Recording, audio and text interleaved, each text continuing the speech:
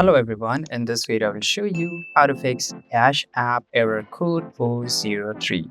Right? So it's really easy thing to do if you want to fix this. Now, very first thing you have to do that is a clear cache and cookie. Open the Cash App and go to the settings, tap on support and select something else. Choose clear cache and confirm. The second thing is that go to your App Store or Google Play Store and update your Cash App right now. The third thing is that reinstall the Cash App and restart your device, then reinstall your Cash App from the App Store or Google Play Store.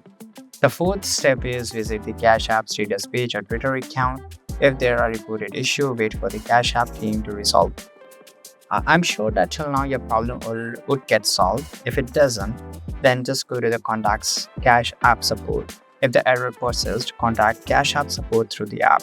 Provide details about the error and any steps you have taken to resolve it. This is it. Thanks for watching. Subscribe.